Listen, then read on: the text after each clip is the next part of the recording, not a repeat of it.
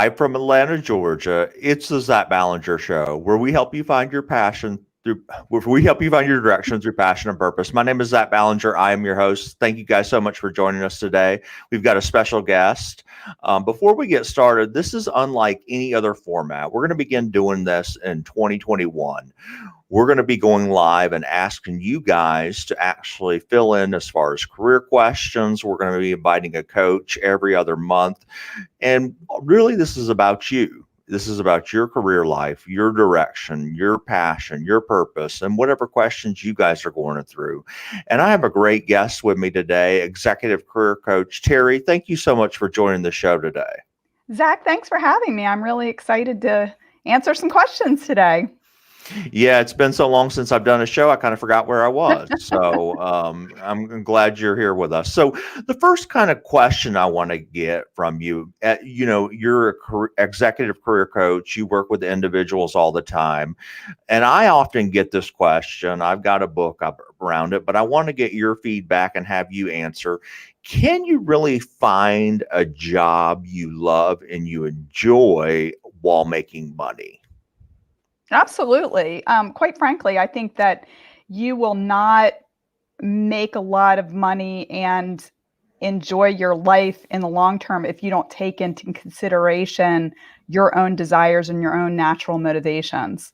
And in fact, I work with a lot of people in their 30s, 40s, and 50s who, just sort of got on a track because somebody said, oh, you should be an accountant or you should do this or that because you can make a good living doing it. And then what happens is they get, 10 or 15 or 20 years into their career and they are successful, but they're not satisfied. And in fact, a lot of times are suffering in many ways, whether it's stress, burnout, health, relationship issues, because they are out of alignment with what their purpose is. And so let's start from the beginning. I did have a question that came in last night. What are some of the keys to building a great resume? And then vice versa, what are some of the biggest mistakes you're seeing in the 21st century? Well, to begin with, I always say there's really only three ways to add value in a job. And it's either you're helping a company make money, save money, or reduce risk. And with that in mind, when someone is working on their resume, they should be thinking about, how do I demonstrate how I add value?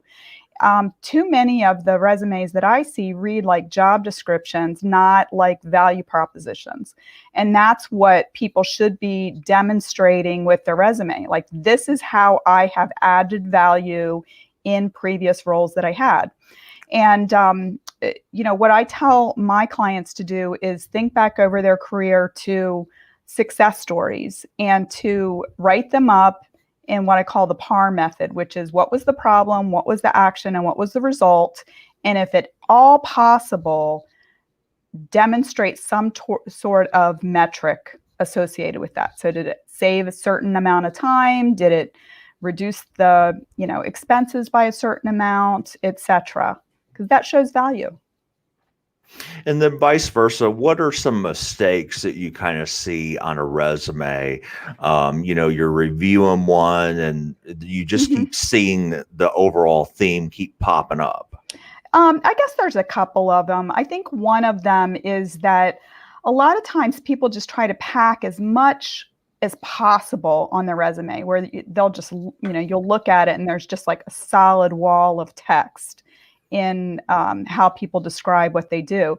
And that honestly is not very inviting, because people have to understand what the process is. I mean, there's the whole thing with keyword matching with the applicant tracking system, meaning that companies are using technology now to call through the hundreds of resumes they typically get for every opening, so that they're only, reviewing a small percentage of the applications that they get.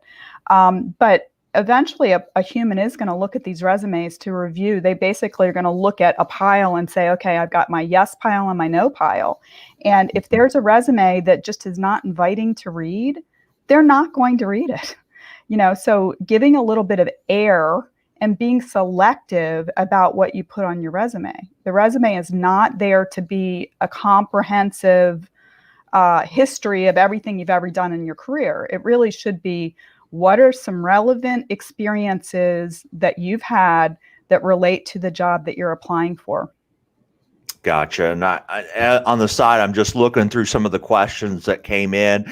And another question is cover letters. Do I need to Mhm. have one? And if so, how do you recommend drawing up a cover letter?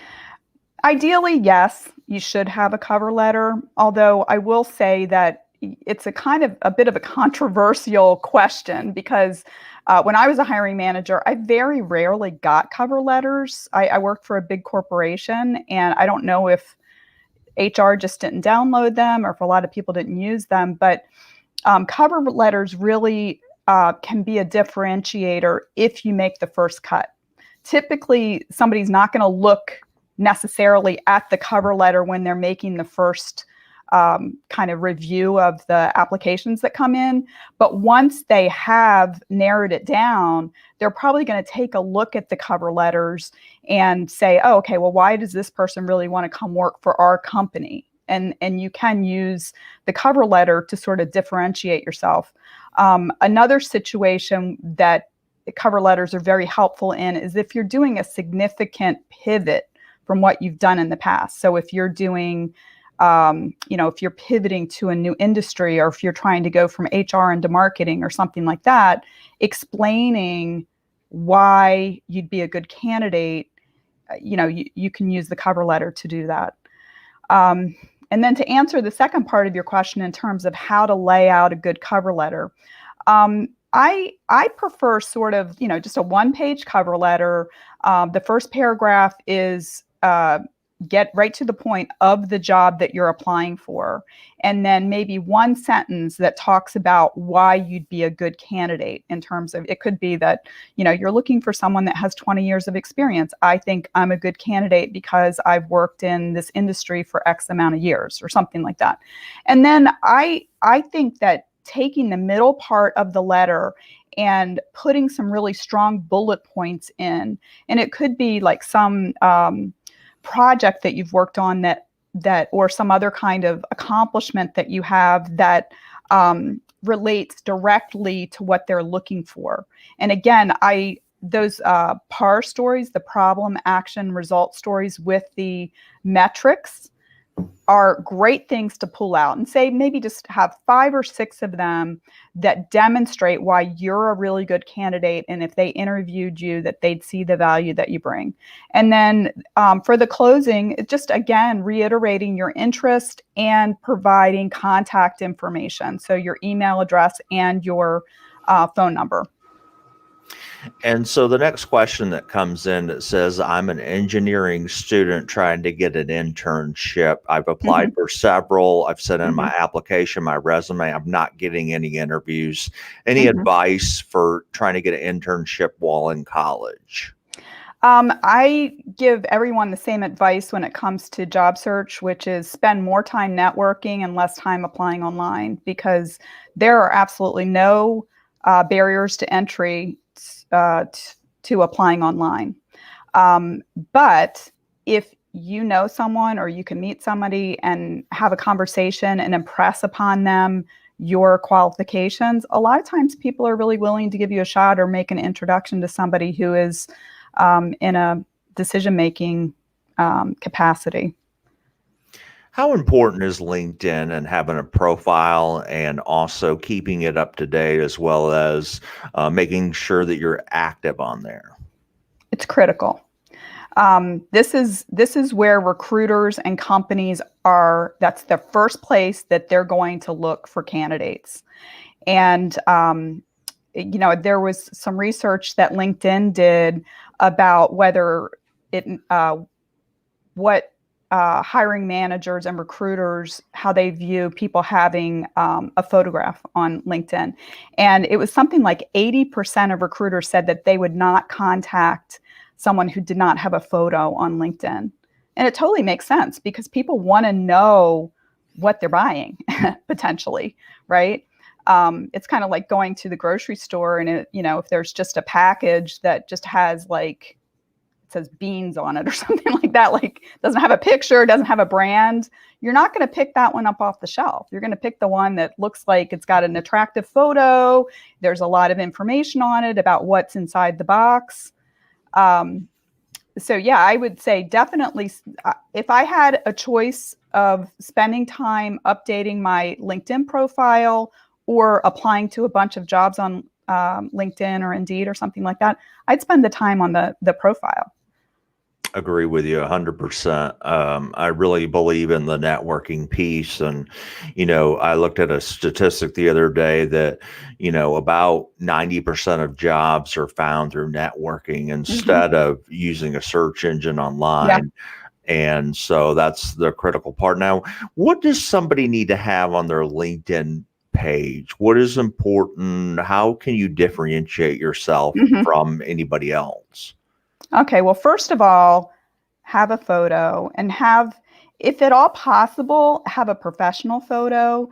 But if you can't afford to have a professional one, have somebody take a well-lit photo of you in attire that is the type that you would wear at the job that you're seeking.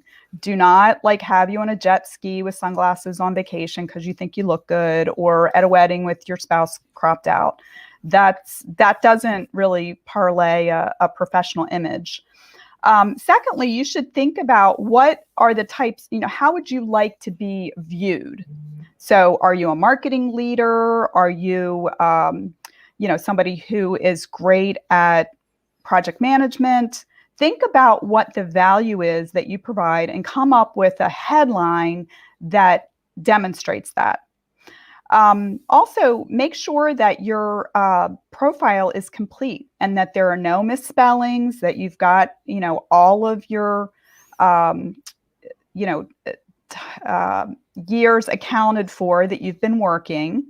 Put all of your educational experience in. I mean, I was actually talking to somebody not long ago about potentially working with me, and I took a look at his LinkedIn profile, and he had his MBA education out there, but he didn't have his undergrad. And I said, well, did you go to the same school?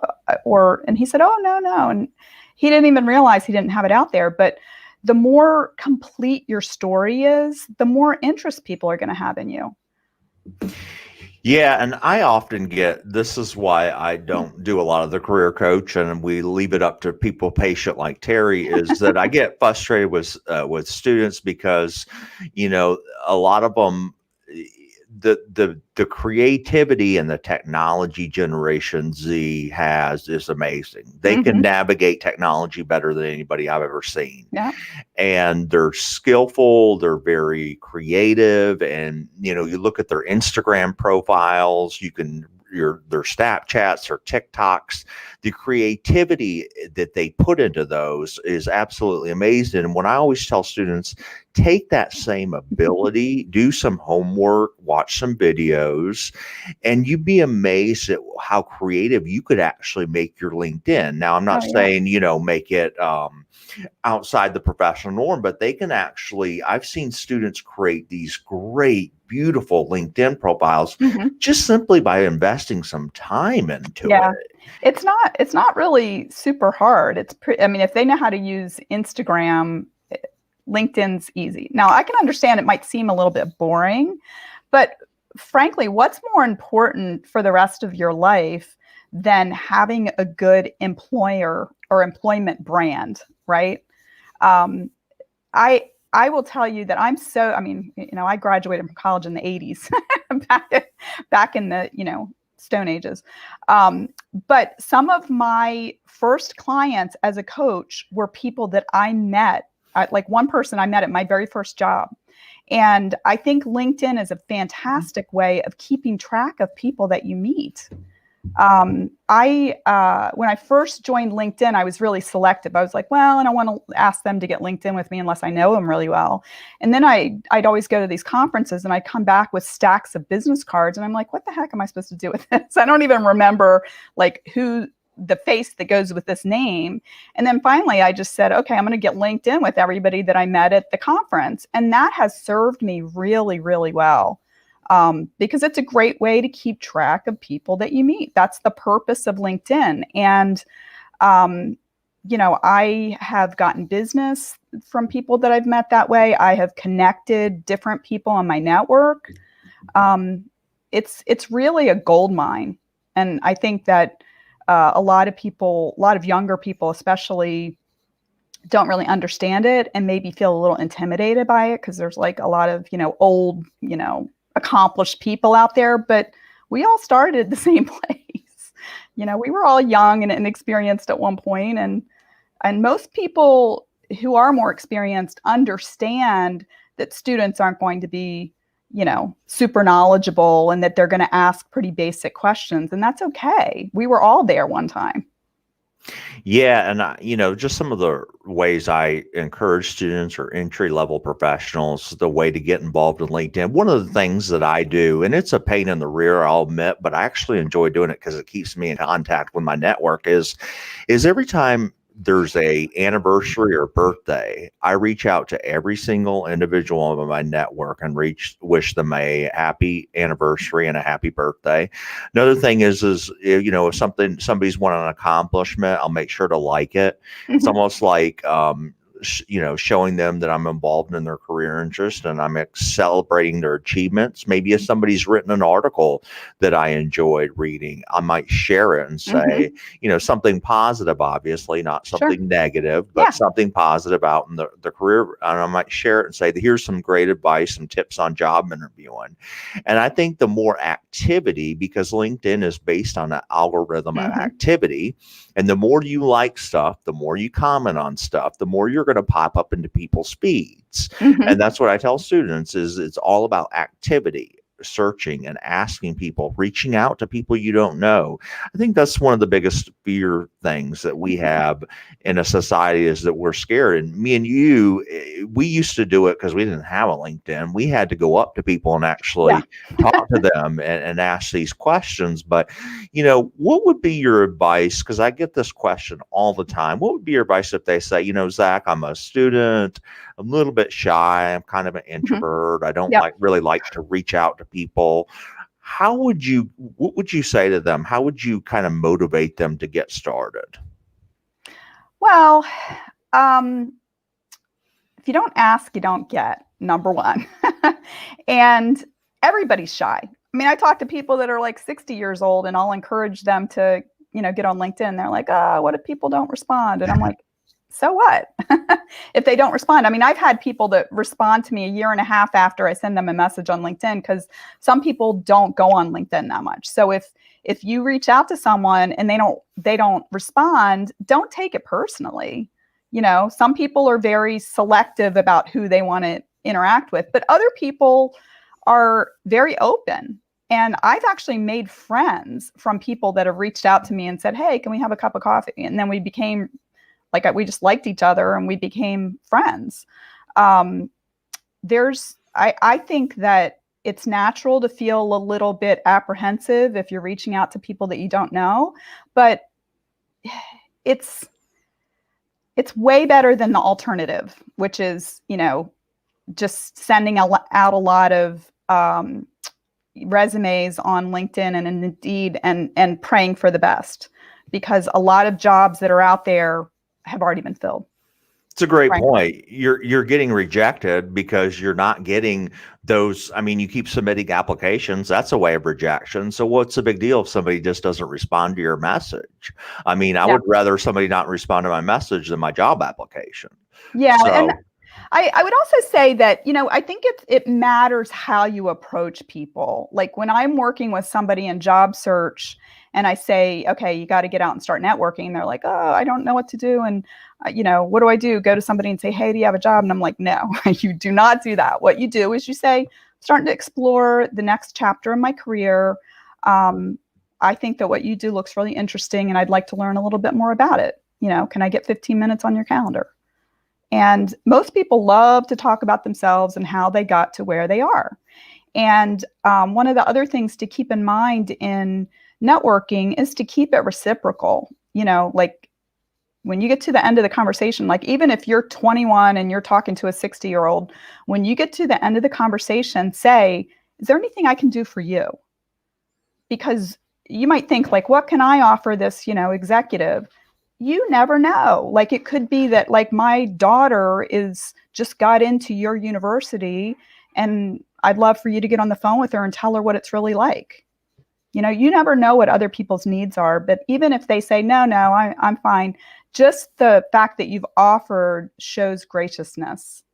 Absolutely. I mean, during Christmas, I had my brother to try to help me explain to me what the different type of processes were in a computer because I don't know anything about them. Yeah. So, and he's, much younger than I am. So, yeah, absolutely. And I think too is you're exactly right. I have people reach out to me and say, hey, do you mind to recommend me for a job? And I don't even know who they are.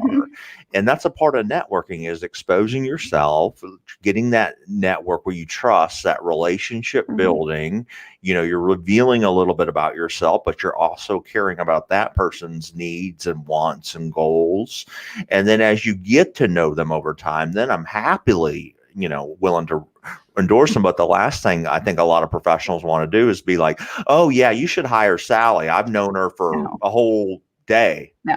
She just reached out to, that's just not how it works. No, it's not how it works. I mean, some of us have spent decades building our reputations. And like I mentioned, I'm so thankful that I was, a decent person when I was 22 because, I've had somebody that met me when I was 22 hire me, decades later. And I think it's based on the fact that I was consistent and dependable and kind, and that hasn't changed. Gotcha. So now as we pivot it into the job interviewing process, just a couple of quick tips. I just had one of the questions that says, I'm getting a lot of job interviews. This apparently comes from an older individual. Do you think age discrimination exists? Because I'm in my early 60s and I'm getting denied for a lot of jobs. Apparently this person's getting job interviews. They're going through it. They're not getting the jobs. Any recommendations, any advice? Is age discrimination out there? I don't think that we can avoid the fact that there is age discrimination. And there's not a whole lot that you can do about it except for just be as prepared as possible. If you think that there's some reasons, like, for example, maybe go out and update your wardrobe or update your hairstyle or something like that to sort of communicate that you're up to date and you're not kind of doing things the old way. Because I think that that's one of the biases that sometimes keep companies from hiring more experienced workers. So, just try to figure out like where might there be gaps and what can I do to counteract that with something. I've also had clients, just as an example, my background was in marketing and I've worked with a lot of people in marketing. And, a lot of marketers, when they started, there wasn't the internet, there wasn't digital marketing, so they were like marketing communications and that kind of stuff. And so I've had a number of clients that have gone back and gotten a certificate in digital marketing. So, even though they graduated from college in 1990, they're like, I have a, updated certificate from a university that demonstrates I understand this. So sometimes just trying to figure out, okay, where's the gap and what can I do to bridge that gap? Great advice. And then, so, if you're a college student and you're having to interview against other college students and the competition's getting pretty stiff, if you continue to job interview, but you're not getting jobs, what's something that they can do to get better at it? Yeah, I advise people to, and I mentioned this earlier, to think about your experience, whether it's job experience in school, whatever, and write up, say, 10 or 12 of your success stories. And, maybe take a look at the most common behavioral interview questions and make sure that your stories can be used to answer those questions. And then write out your stories. What was the problem? What was the action? What was the result? And how can it be measured? And practice them. Okay. Because I like to look at job interviews not as like an interrogation where you're sitting there waiting to be questioned. Like it's like you're on a firing line. I think of it more as a presentation of your qualifications for the role. And I think that when you have, just like any kind of presentation, if you've rehearsed it, you're going to come across a lot more positively.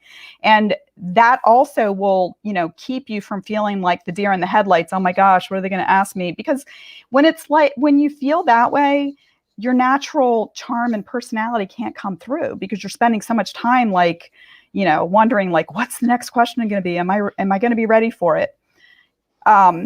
And then the other thing is smile, relax, let your natural personality come through, bring a high level of energy to the interview, because people will hire people that they feel some kind of affinity towards. Right. And so if you've got this positive energy, I've had it before where I've had two candidates and one on paper looked great, but they were really kind of a dud, really low energy in the interview. And then somebody else who was slightly less experienced, but just was like a spark, right? That they were just really enthusiastic. They came across like they really wanted the job. And I'd much rather have that second candidate because, they're really getting across to me that they're going to have the energy and enthusiasm to come in and embrace the job instead of somebody that's not attractive.